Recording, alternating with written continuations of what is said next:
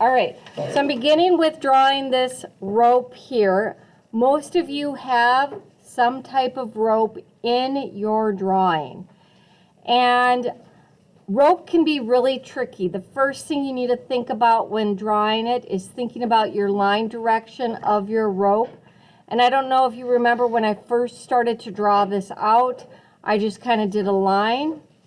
And then I started to do these curvy lines, kind of little waves, to get the motion of the rope in. One moment, please. Hello, Carrie Halker.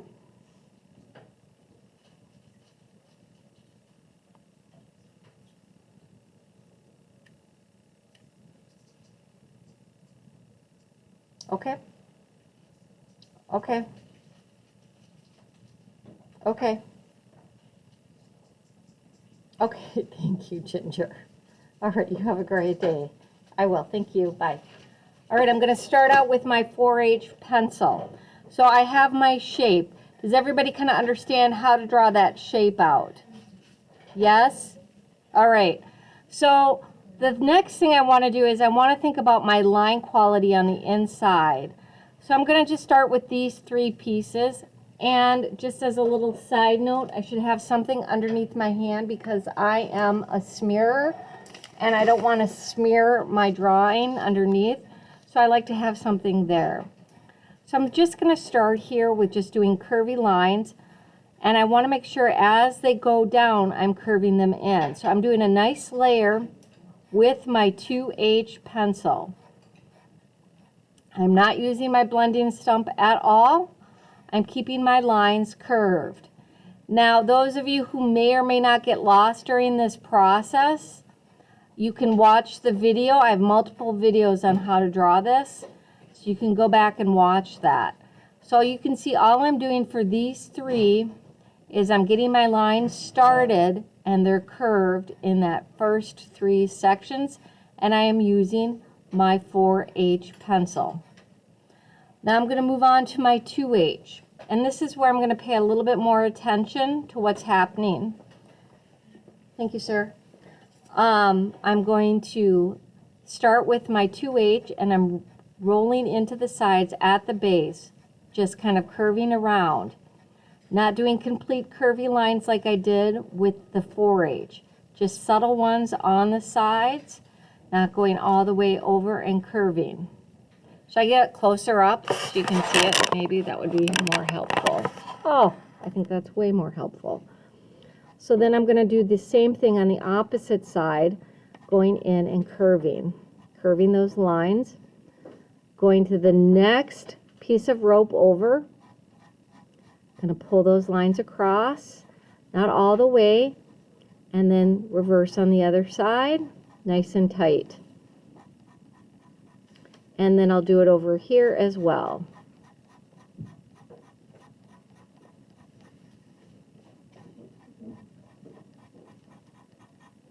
Nice and easy. Now this is where it's going to be a little bit more challenging, and I'll need to take my time.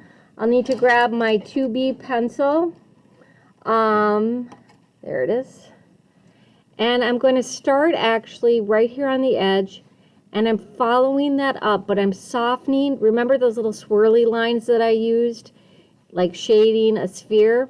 This is a lot like shading a sphere or thinking about a cylinder. And I'm pulling the base up. I'm getting darker lines right at the base and drawing those lines up. So far, everybody with me? Kind of watching that happen? And I'm keeping this highlight through the middle, but there are lines there, and that's creating texture. So I'm pulling that up, and hopefully you can start to see this rope is starting to slowly come alive. Very slow. No matter what, when I'm doing the rope, I probably want to avoid doing any blending because it'll flatten it out.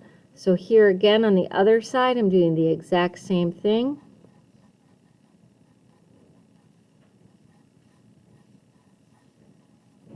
Pulling those lines up.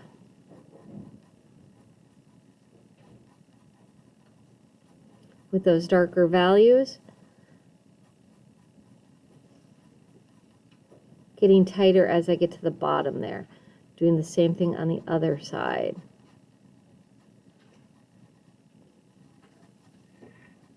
And you can see I kind of hardened that line down the middle where they separate with my 2B. I will go to town on that line with my 4B. I'll do the other side over here.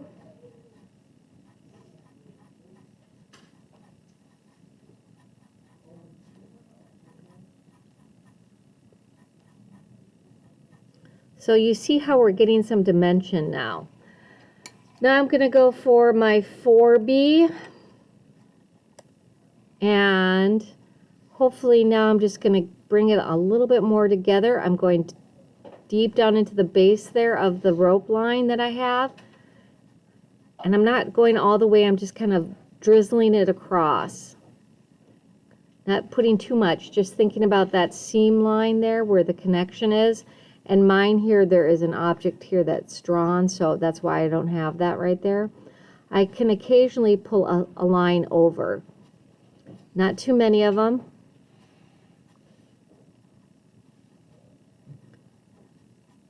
And doing the same thing on the opposite side there.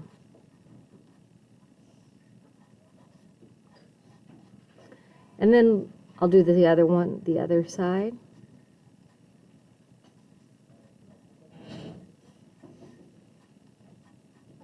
And the great thing about this is when we look at that rope, it has so much texture to it, and it's okay in terms of our direction as long as we are consistent with going from dark to light.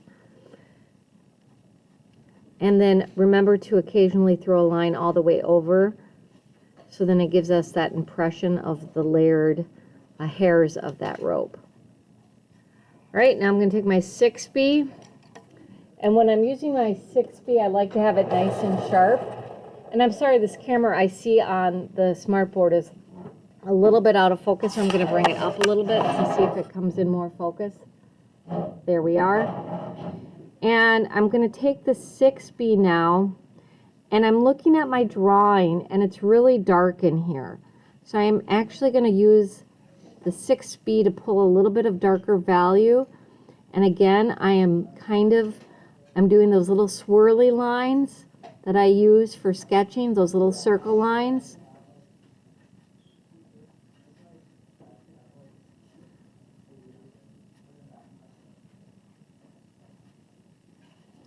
And you can see how that comes alive.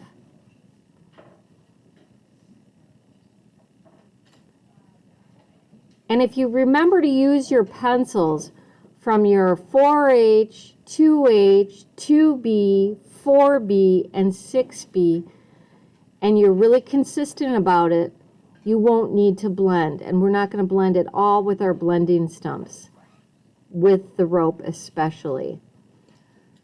Does this make sense, everybody? Do I need to do any more on the rope? Are we good? Good? Yes? No? Give me a thumbs up. We're good? All right, should I pause there and wait on doing fabric? Yes? Okay, so I'm going to pause here.